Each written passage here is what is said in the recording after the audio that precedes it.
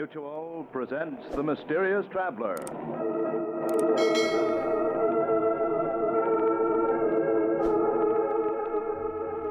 This is The Mysterious Traveler, inviting you to join me on another journey into the realm of the strange and the terrifying.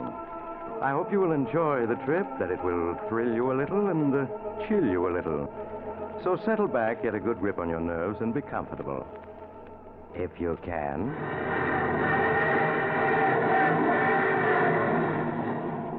What is our story tonight?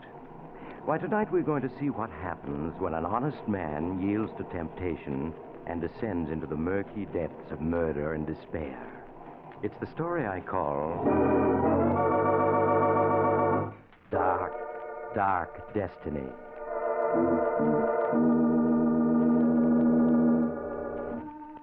In the office of Dr. William Norris, Joseph Harrison, a man in his 30s, is waiting anxiously as in the next room Dr. Norris is finishing his examination of pretty young Mary Harrison. It isn't anything serious, is it, Dr. Norris? Please tell me it isn't. I'm afraid it's too soon to say, Mrs. Harrison. Until the X-ray plates are developed, I can't say yes or no.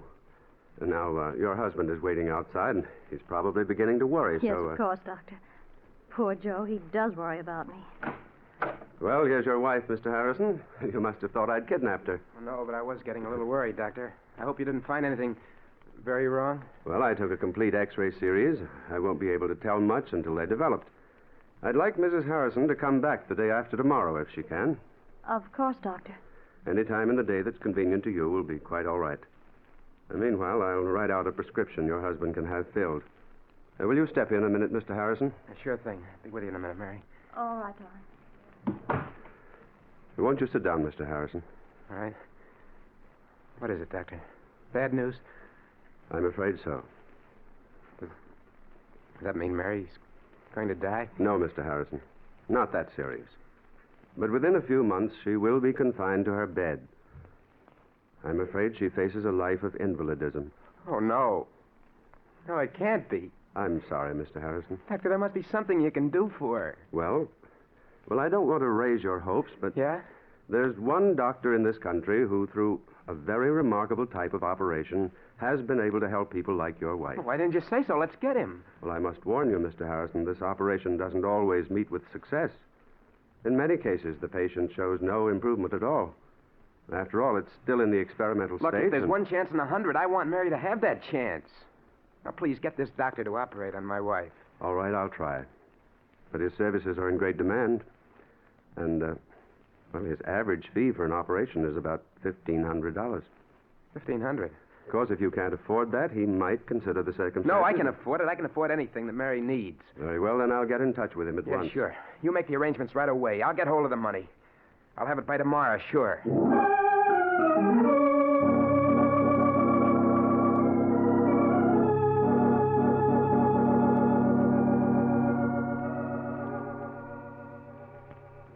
Darling, help me off with my coat, will you? Oh, sure. How you feeling? Oh, my backache is much better since I took the medicine Dr. Norris gave me. I'm sure I'm going to be all right, Joe. Of course you are. He's one of the best doctors in the city. He'll have you well in no time. Did he tell you anything more, Joe?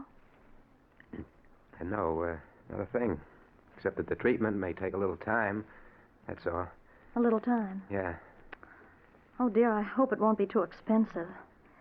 Your business has fallen off, and we've used up our savings Now, account. don't you worry about the money. Don't you worry about anything. All right, darling. I won't. But aren't you going to take your coat off? No, I got to get that prescription the doctor gave me filled. Now, you just take it easy till I get back. I might stop in at the shop, too. There's something I have to tend to.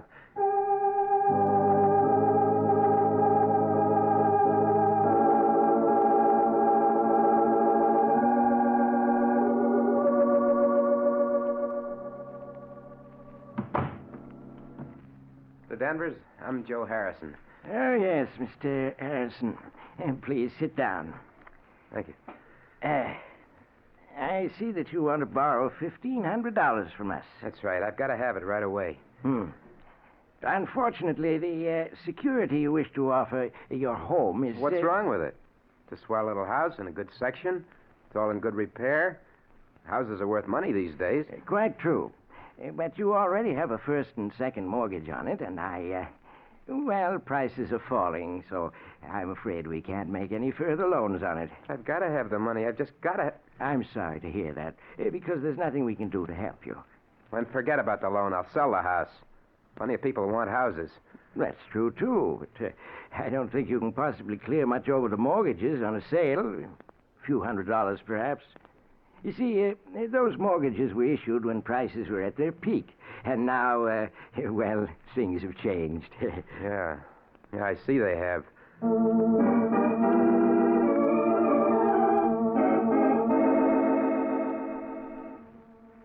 You say you're not employed, Mr. Harrison. No, I own a shop. You see, I'm a locksmith. That means you're never certain of your income. Now, if you had a job, a regular income that could be depended upon... What are you getting at? You mean you're not going to let me have the money? I'm afraid I can't, Mr. Harrison. But your ads say that you lend up to $2,000 on a personal note. I only want $1,500. Look, you got to let me have it. I certainly wish I could, but under the circumstances, I'm sorry. Very sorry, but there's nothing I can do. I'm afraid the collateral you suggest isn't satisfactory, Mr. Harrison. We'd lend you the money if we could, but we just can't. Sorry. But I've just got to have it. I've got to. Sorry. Do you hear me? I've got to have it. Sorry. Sorry. Sorry. Sorry. Sorry.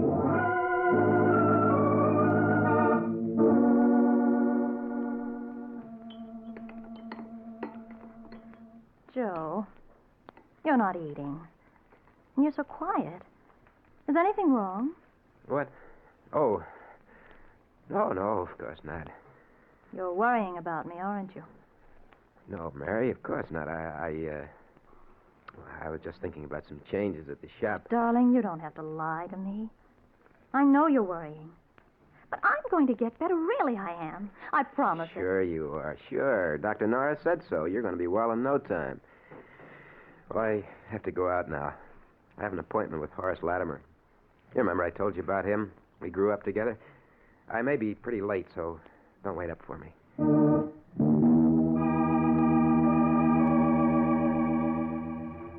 Joe had no appointment with Horace Latimer, but he went to see Horace anyway, for they had been boyhood friends until their paths had separated. Horace had grown rich, and Joe hoped desperately that Horace would lend him the money he had been trying to raise all day. A sum that would mean nothing at all to Horace. $1,500, that's rather a lot of money, Joe. I know it is, Horace, but it's for Mary. It's for an operation. I've got to have it. I see. Well, now, why don't you try the bank? You have a house, I business. have tried the bank, and a half a dozen loan companies. They all turned me down. They said my security wasn't good enough. Oh, I see. Well, that's too bad.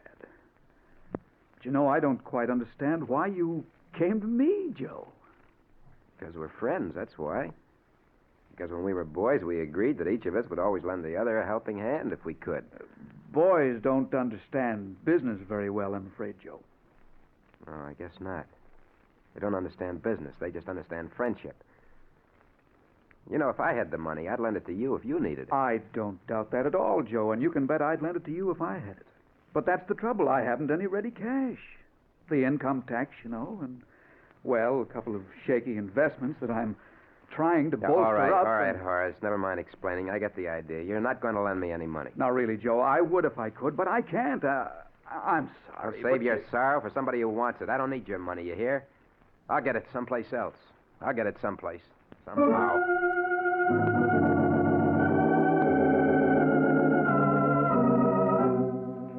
After he had slammed out of Horace Latimer's expensive home, Joe stood for a moment on the dark street corner, staring back with bitterness in his face. Yeah, you're sorry. I'll bet you are. What a sap I was to think you were a pal of mine. I should have known better. I should have known. Buddy? Huh? You speaking to me? Oh, no. Sorry, I guess I was just thinking out loud. That's okay. Hey, got a match? Match? Sure, yeah. Here you are. Thanks. Okay, hold it just like that. Make a move and I'll plug you. Gun. Why, well, you're... Yeah, this is a stick-up. Hand over your dough and make it fast, see? My dough? That's a hot one. I'm out trying to raise money, and so are you. Well, I only got $1 on me. Take that if you want it. Anyhow, it's more than I could raise. Don't try to kid me. Stand still while I see what you got in your pockets. Go ahead. Wallet. And a leather case of some kind. You'll find exactly $1 in that wallet. You made a mistake, I tell you. I don't live in this ritzy neighborhood. I just came here to try to borrow a little money. One measly buck. But I'll bet you got a roll hidden in this leather case. It's heavy enough. There's nothing in there but my emergency kit. Yeah, well, I'll see for myself. Hey, this kit is full of skeleton keys and pick locks and stuff. What are you, anyway, a second-story worker? I'm a locksmith and a safe repairman, if it's anything to you. Oh, yeah? Yeah. Now, how about taking that $1 and letting me go on my way? I'm in a hurry. Not so fast, pal. Were you leveling just now when you said you were trying to raise dough? Sure I was. I got to have $1,500 by tomorrow. And what's it to you? You'd be surprised, pal. Okay, I'm putting the gun away, but you ain't leaving yet. Why not? Because me and you are going to talk business. I got a plan that'll get us both all the dough we need.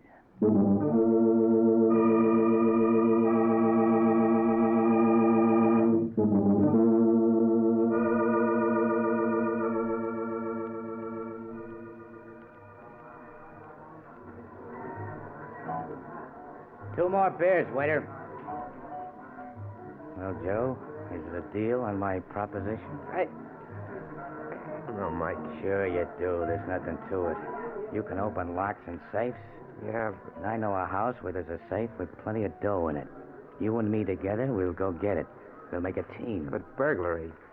I've never stolen anything in my life. Listen, you need dough bad, don't you? And so do I. Plenty bad. Yeah, but You said you'd do anything to get it, didn't you? Yeah, I did. Then what are you hanging back for? All you gotta do is get the back door open and the safe. You can do that, can't you?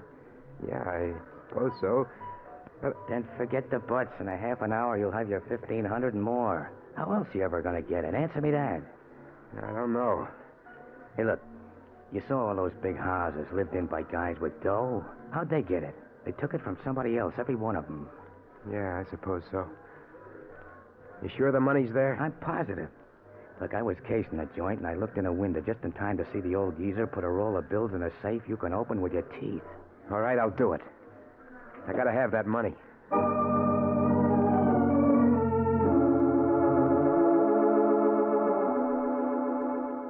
And so, half an hour later, Joe and his newfound acquaintance stood in the shadows of the rear entrance of an imposing brick house, listening intently.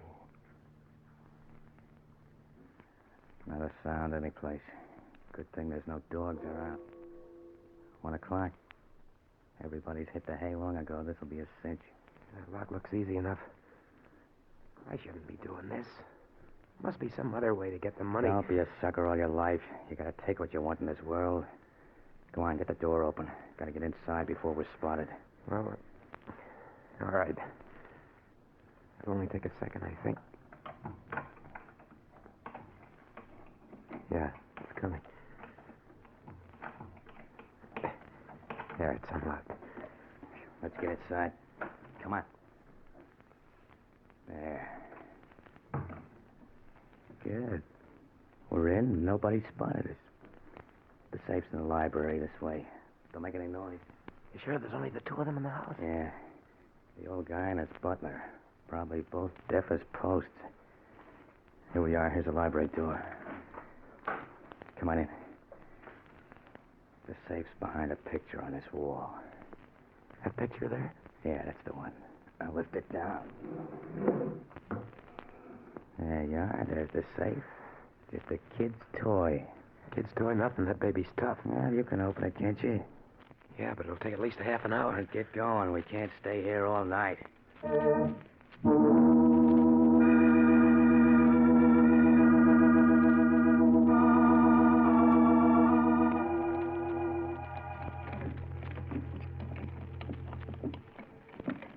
Hurry it up. You've been 40 minutes on that thing. I told you it was tough. It's coming now. There. There you are. About time, too. Now, let's see what's in it. Here's the cash box. Wait till I open it, and we'll know what we got. There, look. Oh, cash, Mazuma. What did I tell you? There must be thousands there. Easy, come on. Let's count it and divvy it up. No. Never mind. Just give me the 1,500. That's all I want. You can keep the rest. You kidding? No, that's all I want. Just the 1,500 that I need. Okay, if that's the way you want it. Here you are. 10, 11, 12, 13, 14, $1,500 bill. $1,500.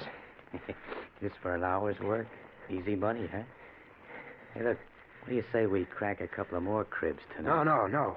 I just want to get out of here now. Someone's coming. Someone's coming? Yeah. Here, get behind this door. I'll take care of this. What are you going to do? Never mind. Now shut up. Who's there? Jenkins?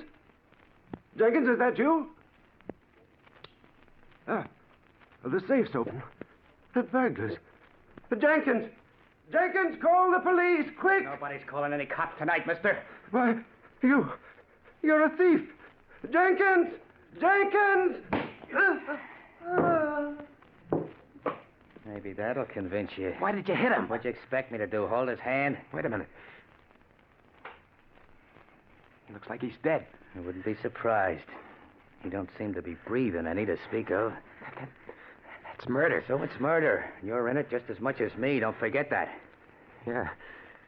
I'm an accessory to murder. Cut the guff and let's get out of here. Or do you want to get caught? No, of course not. Then come on, let's get going.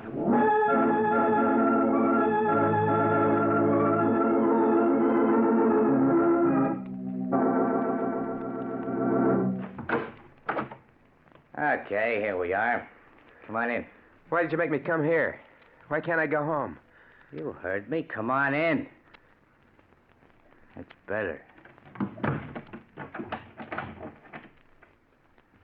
Now, take off your hat and stay a while. Well, I can't stay, Mike. My wife, she'll be worrying. I got to go home to her. You've got worse things than your wife to worry about, pal. What do you mean? I mean the cops. Or have you forgotten you're wanted for murder? No, I haven't forgotten. I'll never be able to forget. Why did you kill him? Why? So we wouldn't have to go to jail. Would you rather have gone to jail, Joe? No, of course not. Yes, I would. Well, I'm all mixed up. How did I get into this anyway? You needed dough. That's how you got into this, and you got it. So cut out the sob stuff. We're in the clear. Nobody got a peep at it. Why won't you let me go home? Why do you make me come to your room here? 2 reasons. The first is I want to make sure you know what it'll mean if you let anything slip. I know. You don't have to tell me. I won't let anything slip. If I thought you might, I'd slit your throat right now. I won't, I tell you. I have to live, for my wife's sake. Okay. And the second reason you're here is so you and me can have a little talk. Talk? What kind of a talk? Joe, I like the way you got that door and that safe open tonight. You and me got a future together. I don't know what you mean. Oh, yes, you do. As soon as the heat's off, we're going to do another little job together. Oh, no. No, I won't. I won't. Yes, you will. I tell you I won't. You can't make me. Oh, yes, I can. Because if you don't, I can always send a little note to the cops telling them it's you they want for that killing tonight. You wouldn't do that. That'd get you, too.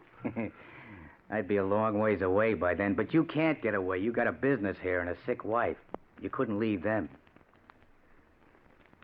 Well, now you see why you're going to do what I say? You dirty... You... No, don't say it. You don't think you can pull a job and then go on as if nothing had happened to you. You're mixed up in murder. And somebody's always got to pay for murder. One way or another. I only did it for Mary's sake. Don't matter why you did it. You're in it now and you can't get out. Not without paying in some way. I got a good mind to go to the police, to confess. Get this off my chest. Oh, no, you don't. You see this gun? I'd plug you in a second if I... Get away. Let go of my hand. Let go. You got me into this. You're not going to make me go any further into it. Take that away from you. Mike. Mike. He's dead. He's dead. He tried to shoot me and shot himself. I gotta get away from here. I gotta get back to Mary.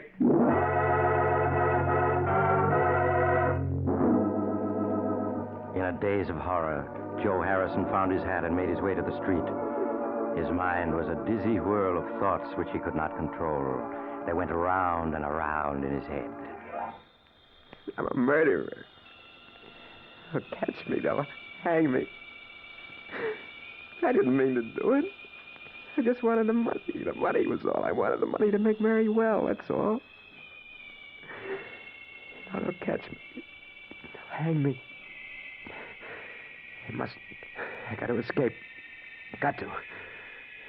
Mike said the murder has to be paid for somehow. That isn't true. Sometimes you can escape if you're lucky. I just got to be lucky. I need a drink. Got to have a drink before I go crazy.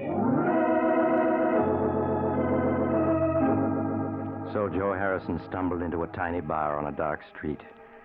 Struggling to control his shaking hands and to keep his voice normal, he ordered a double rye and gulped it down. Then, as his senses cleared a little, he heard the radio at the end of the bar broadcasting a warning to the city. The police department is asking you to be on the lookout for the following man. Wanted for the brutal murder committed in Gramercy Park section 2 hours ago. Please make a note of the following description given by the victim before he died. The description follows. Hey, look, buddy, what's the idea? What'd you shut the radio off for? Answer me, what'd you do it for? Because I was sick of listening to it, that's why. Oh, is that so? Well, I'm not, see? And I got an idea maybe there was some other reason you didn't want to hear it. So I'm going to turn it on again. No, you mustn't. Well, I'm going to. And if you want to make a try for a break, I got a gun right here under the bar, you see? Now let's hear what the killer looked like. I repeat, be on the lookout for a man of medium height, lean and wiry, with reddish-brown hair. If you see such a man, report at once to headquarters. We now turn you back to our regular night program of popular dance tunes. Lean and wiry with reddish-brown hair, huh? Well, that ain't you. You're kind of heavy-set and black-haired. For a minute there, you had me going. I was positive you was the killer, the way you didn't want me to hear the description. Just jumpy, huh? Yeah. Well, here, have another drink on the house, huh? Oh, thanks. I gotta go home. I need some sleep. Yeah, that's what I need. Some sleep.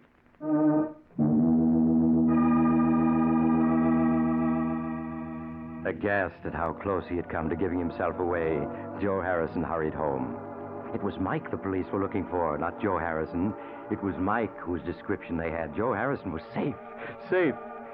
Hardly able to believe in his own good luck, Joe reached his home and let himself in. Mary was already asleep. Quietly, he got into bed and at last fell asleep himself. A sleep troubled by nightmares that gave him no peace. When he woke, it was morning, and Mary was preparing breakfast. Good morning, darling. What time did you get home anyway? I waited up for you almost till 2. Yeah, I was pretty late. I stopped at the shop and did a little work. Forgot to watch the time. And this morning you looked terrible. I know, you're worrying. About me. But you mustn't, darling. I'm going to be all right. Really, I am. Of course you are. I'm going to see to that. What do you think? Dr. Norris called up last night. He wanted to talk to you. He said he had good news for you. Good news? Mm-hmm. But he wouldn't tell me what it was. I don't know why. He asked for you to stop in at his office this morning. Yeah, I think I know what it is. Yeah, sure. I'll go right over and see him. Oh, but, darling, you're going to eat breakfast first, aren't you? No, I'll eat when I get back. I want to see the doctor first. Anyway, I'm not very hungry. All right, Joe. But please hurry back. I want to know what the doctor says. Yeah, sure, Mary. I'll be right back. But everything's okay now. Everything's okay.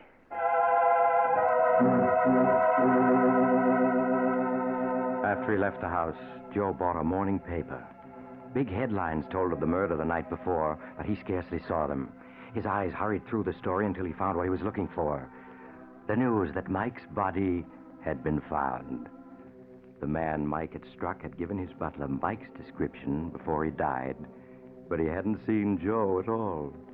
So the police had listed Mike's death as a suicide or an accident and closed the case. Joe Harrison was safe. Perfectly safe. Safe. I'm safe. Sometimes you can get away with murder, not have to pay anything. If you're lucky. And I've been lucky.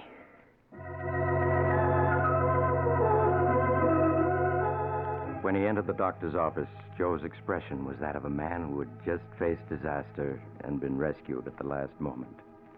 He seated himself and tossed the folded newspaper into the wastebasket. Good morning, Doctor. Mary said you phoned that you had good news. Oh, yes, Mr. Harrison. Yes, I called you last night after I got in touch with the surgeon I spoke of yesterday, Dr. Nelson Richards. I wanted to tell you that he had agreed to operate on your wife. That's swell, Doctor. That's swell. I got the money right here in my pocket. The money, yes. Yes, I was going to tell you that Dr. Richards had said not to worry about that. You could take as long as you wanted to pay it. As long as I wanted. Then it wasn't necessary. I didn't have to do it. I didn't have to do it. I'm afraid I don't understand, Mr. Harrison. Oh, never mind, Doctor. I mean, here's the money. I got it right here. I want to pay for it. He's got to take it right away. What's the matter? Why are you looking at me like that for? The operation is going to cure Mary, isn't it? You said it would. You can't go back on your word now. You can't, do you hear? It's not that, Mr. Harrison. Yes, the chances are the operation would have cured your wife. But, well, unfortunately, Dr. Richards was the only man in this country able to perform it. Well, so what? He said he'd do it, didn't he? So what's the hitch? Mr. Harrison, Dr. Richards won't perform the operation now. Why not? Dr. Richards was tragically killed last night by a burglar who broke into his home on Gramercy Park.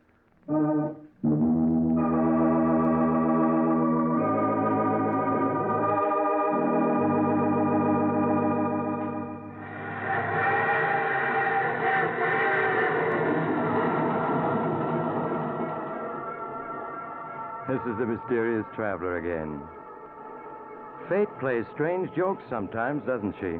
Poor Joe Harrison. He forgot that good can never come out of evil, and that crime must always be paid for by someone. If only he hadn't let himself be tempted. But he did. What became of him? Why, he devoted himself to taking care of his invalid wife, Mary. But his deed continued to weigh on his mind. And when she died several years later, he confessed everything to the police. I do hope his experience is proof that crime really doesn't pay. I always say... Oh, you have to get off here. I'm sorry. But I'm sure we'll meet again. I take this same train every week at this time.